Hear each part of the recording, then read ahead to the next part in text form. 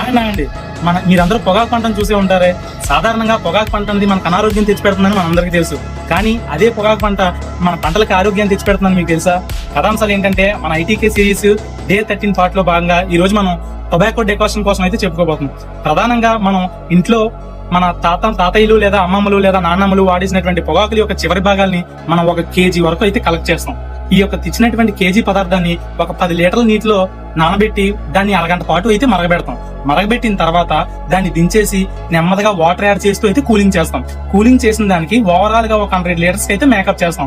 మనం ఇప్పుడు తయారు చేసినటువంటి ఈ సొల్యూషన్ 100 లీటర్ సొల్యూషన్ అండి ఒక థిన్ క్లాత్ తీసుకుని మనం వడపాటు చేస్తాం. వచ్చినటువంటి సొల్యూషన్ ని మనం 1 ఎకరానికి అయితే స్ప్రేయింగ్ కి సఫిషియెంట్ గా సరిపోతుంది అనమాట.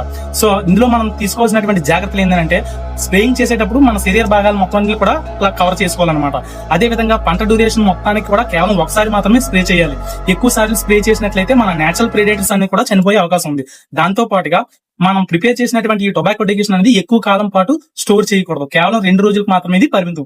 సో దీన్ని స్ప్రే చేయడం వల్ల మనకి కలిగే ఉపయోగాలు ఏంటంటే వైట్ ఫ్లైస్ అంటే తెల్లదోమ అనేది పూర్తిగా చనిపోయే అవకాశం ఉంది. దాంతో పాటుగా సకింగ్ పెస్ట్లు అంటే రసం పీల్చుకొని బతికేటటువంటి కీటకాలన్నీ కూడా చాలా ఎఫెక్టివ్ గా చనిపోతాయి.